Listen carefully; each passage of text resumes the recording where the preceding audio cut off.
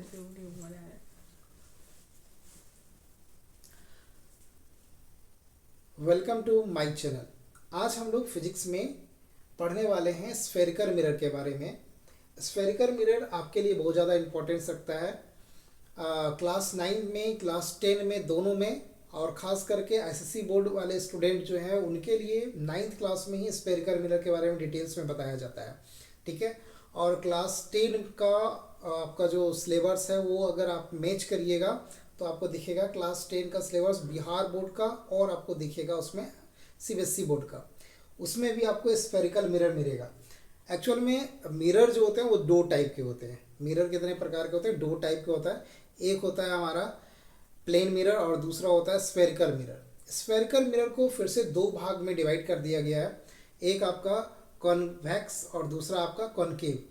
Spherical mirror क्यों नाम पड़ा? तो इसका मतलब ही हो रहा है, लग रहा है कि ये एक स्फेयर का पार्ट है, किसी गोले का पार्ट है। स्फेयर का मतलब गोले का पार्ट है। तो उसमें कौन सा पार्ट इसका लिया गया होगा? क्या ये गोला पूरा का पूरा सॉलिड होगा? ऐसा अगर माइंड में आ रहा है तो बिल्कुल नहीं होगा भाई सॉलिड। ये जो खोखला गोला जैसा होता है, इसका बीच वाला भाग पूरा खाली रहता है। इसके बीच वाले भाग को यहाँ से लेकर के आप सपोज करो ऐसे करके कट कर दिए।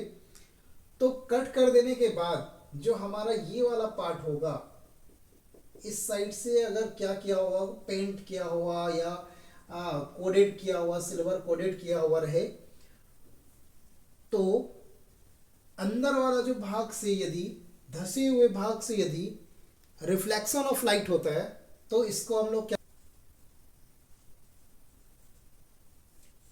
और यदि आपका क्या हो, एक ये वाला भाग क्या किया हुआ हो,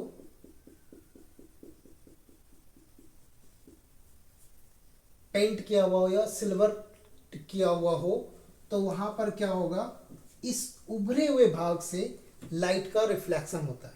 ठीक है, जो आप लोग पढ़े होइएगा। तो ये वाला जो भाग कहला, अगर उभरा हुआ भाग इस तरह का, ऐसे समझिए, ये धसे हुए भाग से अगर रिफ्लेक्शन ऑफ लाइट होता है तो वो आपका कॉनकेव रहेगा। और अगर उभरे हुए भाग से लाइट का रिफ्लेक्शन होता है तो वो आपका कॉन्वेक्स रहेगा।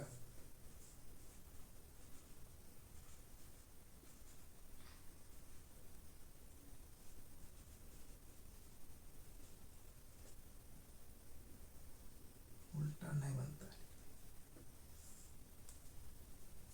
और क्यों मैंने बोला कि ये पूरा का पूरा खोखला रहेगा? भाई अगर ये सॉलिड पूरा रहता, इस साइड से पूरा पूरा सॉलिड रहता, तो ये वाला कॉनकेव का तो निर्माण होता ही नहीं, कॉनकेव तो बनता ही नहीं, क्योंकि पूरा का पूरा सॉलिड है।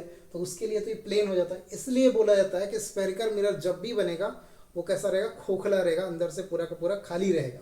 ठीक है। अब यहाँ पे कौन कौन सा बात महत्वपूर्ण है वो जानिए। कौन कौन सी बातें इसकी ज़्यादा इम्पोर्टेंस रखती है हमारे लिए। जब कभी भी स्फेरिकल मिरर का बात होगा तो स्फेरिकल मिरर का जो सेंटर होता है वही सेंटर ऑफ कर्वेचर कहलाता है। जो स्फेरिकल मिरर का, स्फेरिकल का, उस गोले का, स्फेयर का जो सेंटर होता है वही क्या होता है? सेंटर ऑफ कर्वेचर होता है। सेंटर ऑफ कर्वेचर को सी से डिनोट करते हैं।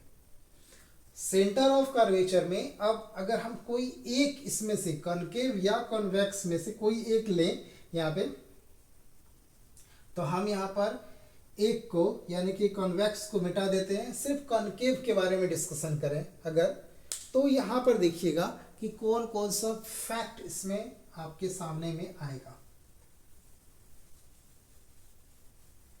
कोई भी स्फेरिकल मिरर यहाँ पर यदि है तो उसका जो मिडिल पॉइंट है, यानी कि बीच वाला जो भाग है, ये वाला जो पॉइंट आएगा उसको कहते हैं हम लोग पोल। ठीक है, जिसको पी के द्वारा दिखाते हैं। और पोल से एक इमेजिनरी लाइन, ये जो लाइन है वो एक तरह से इमेजिनरी लाइन होता है, जो कि सेंटर ऑफ कर्वेचर से होकर के ऐसे सीधे चले जाए, उसको हम लोग बोलते हैं प्रिंसिपल एक्सिस।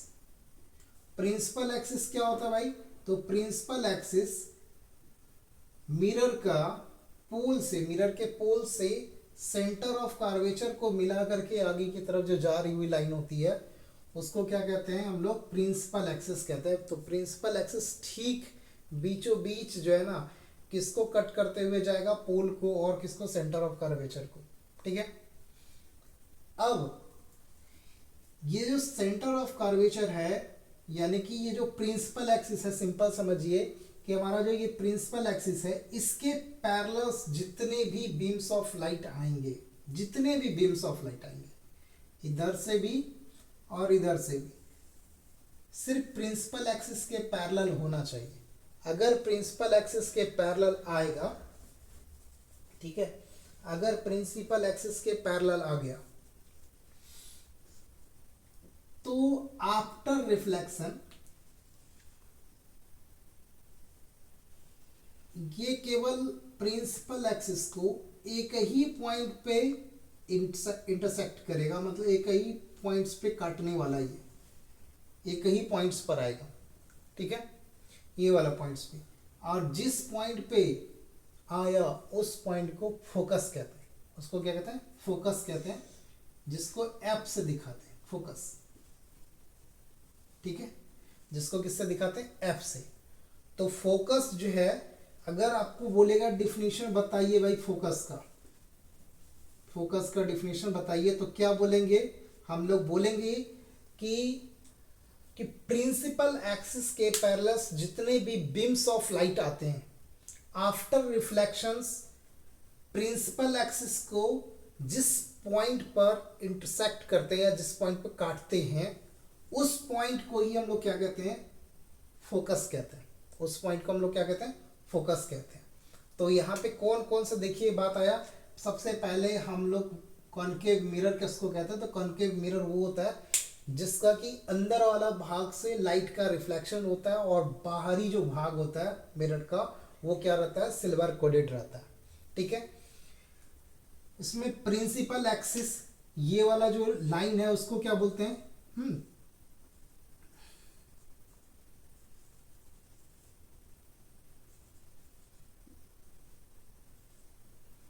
ये वाला लाइन को प्रिंसिपल एक्सिस, हिंदी में अगर प्रिंसिपल एक्सिस को बोला जाए तो प्रधान अक्ष बोला जाता है।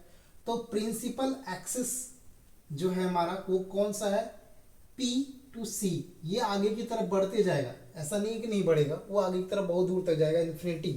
ठीक है, तो इस प्रिंसिपल एक्सिस के पैरेलल्स जितने भी बीम्स ऑफ लाइट, ये जो आ रहा है ये बीम्स ऑफ लाइट है।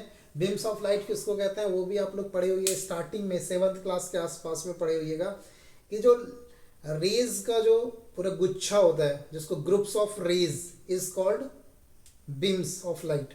हाँ, groups of rays is called beams of. तो जितने रे यहाँ पर आ रहे हैं आफ्टर रिफ्लेक्शंस कहाँ पर कट हो रहे हैं, यहाँ पे मीट करते हुए मैं दिखाया हूँ, यहाँ पर से कट होते हुए इधर से, ये इधर से करके क्रॉस आउट करके निकल जाएगा। तो जहाँ पर मिला उसको बोल दिया हम लोग फोकस। अगर फोकस का डिफिनीशन बोला तो वो आपको बताना पड़ेगा। स्फेरिकल मिरर का बताना पड़ेगा आपको डिफिनीशन। प्रिंसिपल एक्सिस किसको कहते हैं वो डिफिनीशन बोलेगा। कि पोल किसको कहते हैं भाई, तो पोल का डिफिनीशन क्या बोलिएगा कि the middle point of a spherical mirror is called pole. ठीक है, सेंटर ऑफ कर्वेचर किसको कहते हैं, the centre of curvature is centre of a spherical mirror. Centre of a spherical mirror, जिस सेंटर ऑफ कर्वेचर जो है जिस sphere का वो पार्ट होता है उसी के सेंटर को ही क्या कहते हैं, सेंटर ऑफ कर्वेचर कहते हैं। ठीक है, अब सेंटर ऑफ कर्वेचर और पोल के बीच का जो डिस्टेंस होता है उस डिस्टेंस को हम लोग कहते हैं रेडियस ऑफ कर्वेचर। क्या कहते हैं, रेडियस ऑफ कर्वेचर। ये यहाँ से लेकर के यहाँ तक रेडियस ऑफ कर्वेचर रहता है, और जिस रेडियस ऑफ कर्वेचर को हम लोग डिनोट करते हैं स्मॉल r से। तो बोलेगा कि रेडियस ऑफ कर्वेचर को किससे डिनोट करते हैं, स्मॉल r। कहीं कहीं पर आपको कैपिटल R भी दे देगा, तो उसमें ये नहीं करना है कि कैपिटल R क्यों दिया गया, काहे दिया गया। ठीक है, यहाँ पे जो मुख्य फोकस है, हमारा जो फोकस है उस फोकस से पोल जो है हमारा उसके बीच के डिस्टेंस को स्मॉल f द्वारा दिखाते हैं, स्मॉल f के द्वारा दिखाते हैं। ये फोकल लेंथ है। Pole, the distance between pole and focus is called focal length, is called focal length. और किसमें पूछा गया ये मायने रखता है। स्फेरिकल मिरर में बोल रहे हैं तो स्फेरिकल मिरर को वहाँ पर बताएंगे कि स्फेरिकल मिरर में पूछा जा रहा है। ठीक है, यहाँ तक बातें क्लियर हो गई होगी आपको। सेम कंडीशन आपके साथ रहेगा किसमें, कन्वेक्स में। ये कॉन्केव था, कॉन्वेक्स में भी सेम कंडीशन रहता है।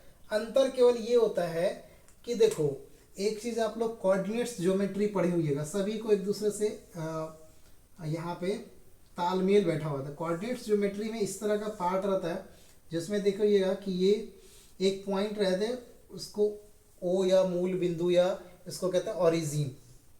तो यहाँ का जो ओरिजिन रहता है वो ओरिजिन यहाँ नहीं आकर के कहाँ आता है, इस पॉइंट पे आता है। ये ओरिजिन जो है वो यहाँ पर रहता है और यहाँ से लाइन को आगे पीछे खींचा जाता है। ठीक है, तो जिसमें कि इसका जो अंदर वाला जितना भाग है वो सब कहाँ चला जाएगा, वो सब इस तरह से हो जाएगा, इस तरीके का हो जाएगा। अगर ऐसे खींचे तो, यदि हम ऐसे खींचेंगे तो ये वाला भाग अगर इधर रहा तो एक्स एक्सिस जो होता है इधर एक्स डैश होता है। इसलिए जितना भी कनकेव में जितना भी डिस्टेंस होता है, चाहे वो रेडियस ऑफ कर्वेचर के बारे में बोल दे या फोकल लेंथ के बारे में बोल दे, सब का सब निगेटिव रहता है।